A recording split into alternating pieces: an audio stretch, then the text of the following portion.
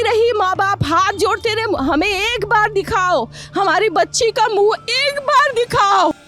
शरीर में कोई कपड़ा नहीं था, पैर दोनों राइट एंगल में मिला गया, चश्मे को कूटा गया, जिसके वजह से आंखों से खून निकल गया। कोलकाता के आर डोकाजी कर मेडिकल कॉलेज में 8 और 9 अगस्त की रात करीब 3 बजे एक महिला ट्रेनी डॉक्टर के साथ हुई दरिंदगी ने पूरे देश को हिलाकर रख दिया है।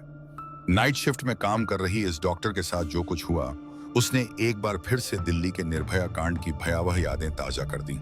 हालांकि पुलिस ने एक आरोपी को गिरफ्तार करके दावा किया है कि उन्होंने केस सुलझा लिया है, लेकिन सोचिए, क्या एक अकेला इंसान इतनी क्रूरता को अंजाम दे सकता है, या इस घटना में और लोग भी शामिल थे?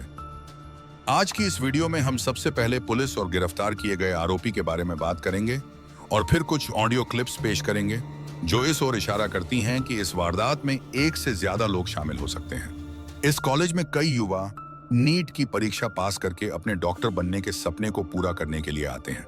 इन्हीं में से एक लड़की थी जिसने कड़ी मेहनत करके MBBS की पढ़ाई पूरी की थी। उसके माता पिता का सपना था कि उनकी इकलौती बेटी पढ़ लिख कर डॉक्टर बने और गरीबी से बाहर निकले। लड़की भी इसी सपने को साकार करना चाहती थी और अपने परिवार को एक बेहतर जीवन देना चाहती थी। उसके पिता, जो कोलकाता से दूर नॉर्थ 24 परगना में रहते थे, स्कूल यूनिफॉर्म बेचकर घर चलाते थे और अपनी बेटी की पढ़ाई का खर्च उठाते थे। उसकी बेटी ने MBBS की पढ़ाई पूरी करके अब RG कर मेडिकल कॉलेज में PG की 2nd ईयर की स्टूडेंट के तौर पर पढ़ाई कर रही थी। उसके सामने एक उज्जवल करियर था कि सुबह उस परिवार के सारे सपने टूट गए। जिस बेटी से उन्होंने 8 अगस्त की रात को बात की थी, उसकी मौत की खबर अगले दिन सुबह मिली। माता पिता रात को बेटी से बात कर सुकून से सो गए थे, लेकिन अगली सुबह इतनी दर्दनाक होगी ये उन्होंने कभी सोचा भी नहीं था। दरअसल ट्रेनी डॉक्टर मोमिता देवनाथ पिछले कई दिनों से नाइट शिफ्ट में काम कर रही थी। उसकी ड्यूटी रात 10 बजे से शुरू होती थी और सुबह होते ही वह घर लौट जाती थी। 8 अगस्त 2024 को भी वह हर रोज की तरह अपने घर से हॉस्पिटल गई। अपने अंडर में आए मरीजों को देखने के बाद करीब 2 बजे वह थोड़ा खाली हुई। उस समय हॉस्पिटल में भीड़ कम हो चुकी थी और सन्नाटा छाया हुआ था। मोमिता ने अपने 4 अन्य जूनियर डॉक्टरों के साथ बैठकर कैंटीन में रात का खाना खाया। खाना खाने के बाद अक्सर मेडिकल स्टाफ थकान मिटाने के लिए सेमिनार हॉल में जाकर आराम करते थे। यह सेमिनार हॉल 4थी मंजिल पर स्थित है, जहां करीब 25-30 लोगों के बैठने की व्यवस्था है। हैरानी की बात यह है कि इस बड़े और मशहूर मेडिकल कॉलेज में नाइट शिफ्ट के स्टाफ के आराम करने के लिए कोई अलग रूम नहीं बनाया गया है, जिस वजह से मेडिकल स्टाफ को सेमिनार हॉल का ही सहारा लेना पड़ता है। जब काम के बाद जूनियर डॉक्टर और बाकी स्टाफ थक जाते थे तो वे 4th फ्लोर पर बने सेमिनार हॉल में जाकर थोड़ी देर आराम कर लेते थे। उसी तरह जूनियर डॉक्टर मोमिता देवनाथ भी रात का खाना खाने के बाद अपने साथियों को गुड नाइट कहकर करीब 2:30 बजे सेमिनार हॉल में आराम करने चली गई। उसने सोचा कि थोड़ी देर आराम करके वह अपनी बाकी की ड्यूटी पूरी कर लेगी, लेकिन उसके सेमिनार हॉल में जाने के बाद सुबह तक उसके बारे में किसी को कुछ पता नहीं चला। रात में उसके साथ काम करने वाले दोस्तों को लगा कि शायद मोमिता अपने घर चली गई है। उन्होंने भी अपनी अपनी ड्यूटी में ध्यान लगाया। रात बीत गई और सुबह हो गई।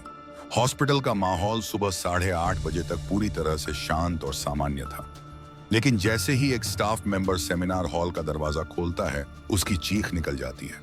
उसने देखा कि फर्श पर एक गद्दा पड़ा है और उस पर एक लड़की बेहोश पड़ी है। जैसे ही वह और करीब गया, उसने देखा कि चारों तरफ खून फैला हुआ है।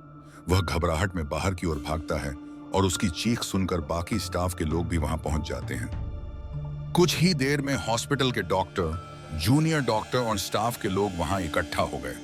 जो उन्होंने अपनी आंखों से देखा, उससे सभी की चीखें निकल गईं।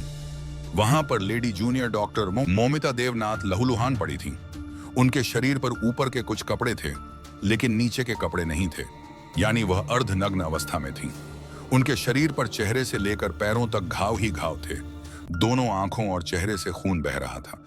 मौके पर मौजूद डॉक्टरों ने तुरंत उन्हें कपड़े से ढक दिया। हालांकि ऐसी स्थिति में घायलों को या शव को हॉस्पिटल ले जाया जाता है, लेकिन डॉक्टर मोमिता वहीं हॉस्पिटल में थी। वहां मौजूद डॉक्टरों को उसी समय समझ आ गया था कि अब उनकी सांसें थम चुकी हैं। इसके बाद मोमिता की लाश को मुर्दाघर में ले जाया गया। उनकी पहचान PG 2nd ईयर की स्टूडेंट के रूप में हो चुकी थी, इसलिए उनके घर वालों को भी इस घटना की सूचना दे दी गई। सूचना मिलते ही उनके घर में मातम छा गया और कुछ देर बाद उनके परिजन भी हॉस्पिटल पहुंच गए। हॉस्पिटल पहुंचने पर चेस्ट मेडिसिन डिपार्टमेंट के सहायक सुपरिटेंडेंट ने कहा कि आपकी बेटी ने आत्महत्या की है। लेकिन ट्रेनी डॉक्टर के माता पिता ने जो बातें बताई, उनसे इस पूरे मामले में साजिश की गंध आने लगी। ट्रेनी डॉक्टर के पिता के अनुसार जब वह सुबह अपनी बेटी को देखने गए तो उन्होंने देखा कि उसकी बेटी के चेहरे से खून बह रहा था और उसके चश्मे भी बुरी तरह टूटे हुए थे। जब उन्होंने बेटी की लाश के ऊपर पड़े कपड़े को थोड़ा सा हटाया तो पाया कि उसकी कमर से नीचे कोई कपड़ा नहीं था। लेकिन इतनी भयानक स्थिति में भी उसी अस्पताल के चेस्ट मेडिसिन डिपार्टमेंट के असिस्टेंट सुपरिटेंडेंट ने यह दावा किया कि जूनियर डॉक्टर मौमिता देवनाथ ने हत्या की है। सोचिए, एक लड़की जिसके शरीर पर कपड़े नहीं हैं, उसका शरीर सिर से लेकर पैर तक जख्मी है और कोई कहता है कि उसने खुद अपनी जान ले ली। जबकि यह खबर अस्पताल में फैलते ही वहां के सभी जूनियर डॉक्टरों तक पहुंच गई और जिसने भी उस डॉक्टर की लाश देखी उसने तुरंत समझ लिया कि यह केवल हत्या नहीं बल्कि दरिंदगी भी की गई है।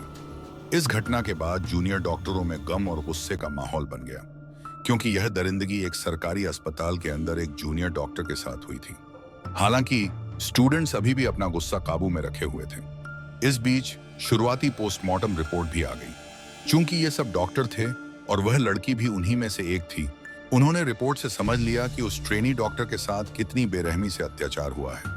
पोस्टमार्टम रिपोर्ट के अनुसार उसकी दोनों आंखों से खून बह रहा था, मुंह से भी खून निकल रहा था और प्राइवेट पार्ट से भी खून बह रहा था। उसका पेट बुरी तरह जख्मी था, बायां पैर टूटा हुआ था, गर्दन और दाहिना हाथ भी टूटे हुए थे।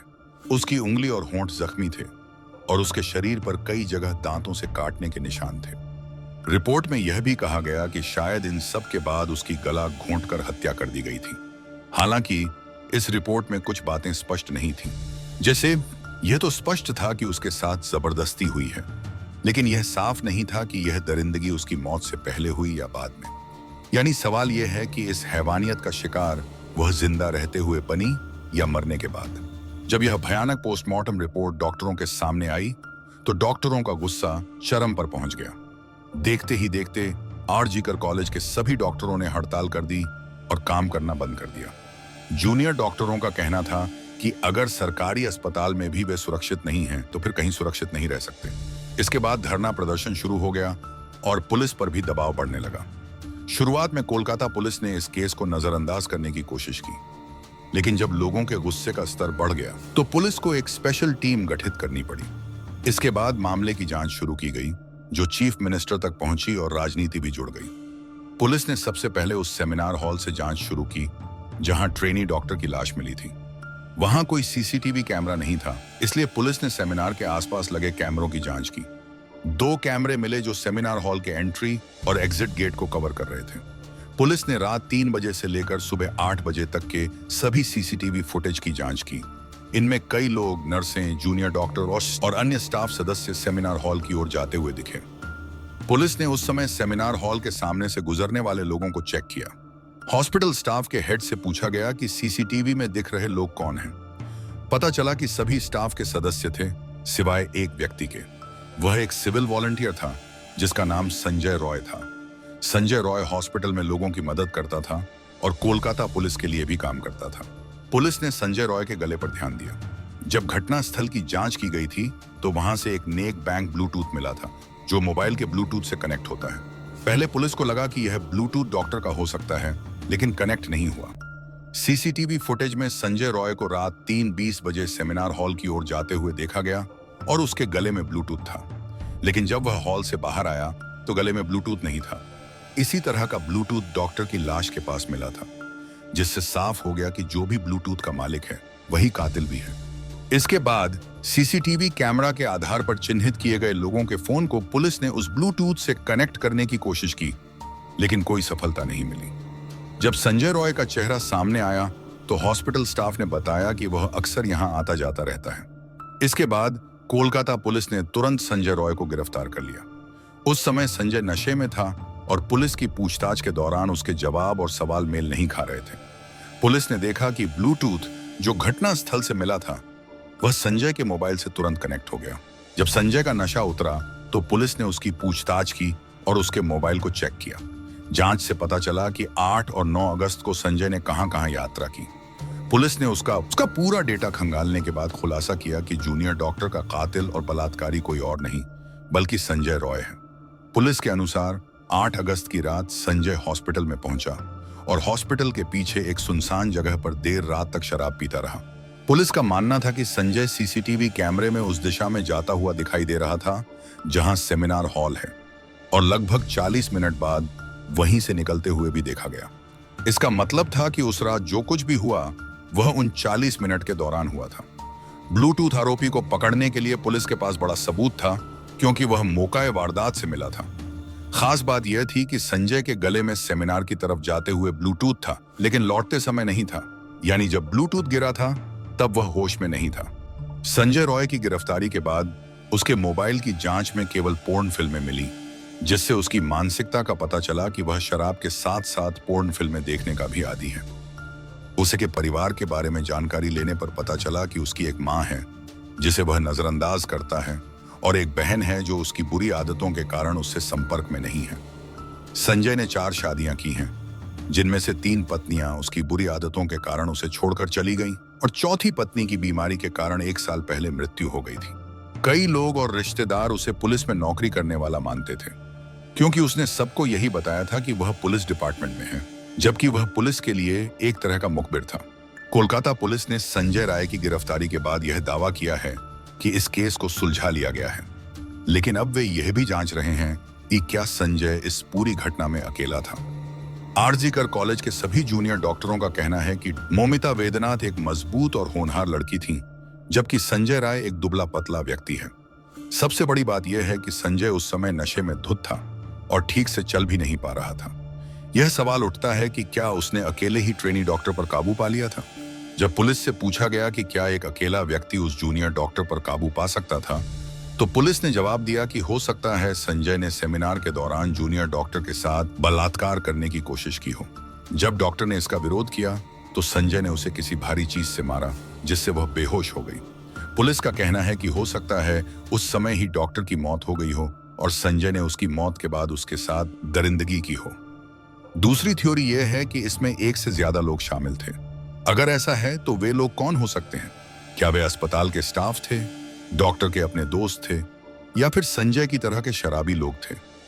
इन सब सवालों के बीच अचानक सोशल मीडिया पर एक ऑडियो क्लिप वायरल हो गई है, जिसमें इस घटना के पीछे किसी बड़े राजनीतिक कनेक्शन की बात की गई है। इस ऑडियो क्लिप ने कोलकाता पुलिस और उनकी जांच पर गंभीर सवाल खड़े कर दिए हैं। यह क्लिप बंगाली में है, लेकिन इसका हिंदी ट्रांसलेशन स्क्रीन पर भी उपलब्ध है, जिसे आप पढ़कर समझ सकते हैं। ये করছে মুভমেন্টের যে কোনো আলাদা ফেস হবে, অথরিটি যে কোনো স্টেপ নিচ্ছে না বা এরকম আজে বাজে কমেন্ট পাস করছে, এটার এগেইনস্টে কিন্তু কিছু নেই, ঠিক আছে? এবং আমাদের উপর বাইরের লোকজন ডিপেন্ড করে এত কিছু করছে, অবভিয়াসলি ভালো লাগছে, বাট আমরা নিজেরাই সাস্টেনেবল নই, because RG Kar has a history of suppressing it's righteous movements, তোমরাও জানো দাদা। এন্ড এখানে কালকে একটা ভিডিও এসেছিল যে একটা সিভিক ভলেন্টিয়ারকে অ্যারেস্ট করেছে, ওটা একটা স্কেপগোট ছিল, ওটার সঙ্গে সঙ্গে আমরা হুইসল ব্লো করেছি, বাট हालांकि 8 और 9 अगस्त की दरमियानी रात को कोलकाता के सरकारी अस्पताल में एक महिला ट्रेनी डॉक्टर के साथ हुई हैवानियत के आरोपी को पुलिस ने त्वरित कार्रवाई करते हुए 24 घंटों के भीतर गिरफ्तार कर लिया था। लेकिन अब सवाल यह है कि आरोपी की गिरफ्तारी के बाद भी सभी ट्रेनी डॉक्टरों की इंसाफ की मांग क्यों जारी है? आरोपी की गिरफ्तारी के बावजूद डॉक्टरों का गुस्सा शांत क्यों नहीं हो रहा? सीबीआई जांच की मांग क्यों की जा रही है? पश्चिम बंगाल की मुख्यमंत्री ममता बनर्जी को अपनी पुलिस को डेडलाइन क्यों देनी पड़ी? इसके अलावा टीएमसी के नेता कुणाल घोष ने अपने सोशल मीडिया प्लेटफॉर्म पर एक ऑडियो क्लिप जारी कर सनसनी मचा दी है। সাসপেক্ট করছিস তোর আরজি করে ছেলেরা? আমরা দাদা সাসপেক্ট করছি এটা ইন্টার্নের কাজ, ঠিক আছে? এবং যে ইন্টার্ন তার যথেষ্ট পলিটিক্যাল ব্যাকগ্রাউন্ড আছে, তার ফ্যামিলি মেম্বারও যথেষ্ট উচ্চ পদস্থ, ঠিক আছে? নাম নিতে পারবো না, কারণ নামে আমারই সমস্যা হয়ে যাবে, বাট না, নাম নিতে হবে না, একদম নাম নিতে হবে না। না দাদা সেটাই, এবং তাকে প্রোটেকশন দেওয়ার জন্যই মানে খারাপ লাগছে ভাবতে যে আমার ব্যাচমেটই এরকম করতে পারে, এবং কলেজ অথরিটি এতটা নির্লজ্জ যে তাকে সেফগার্ড করার জন্য এত কটা গেমস খেলা হচ্ছে। গোটা মুভমেন্টটা আমাদের কলেজ অথরিটি রান করছে। इस ऑडियो क्लिप में 2 लोगों की बातचीत है, जिसमें ट्रेनी महिला डॉक्टर की जांच पर गंभीर आरोप और सवाल उठाए गए हैं।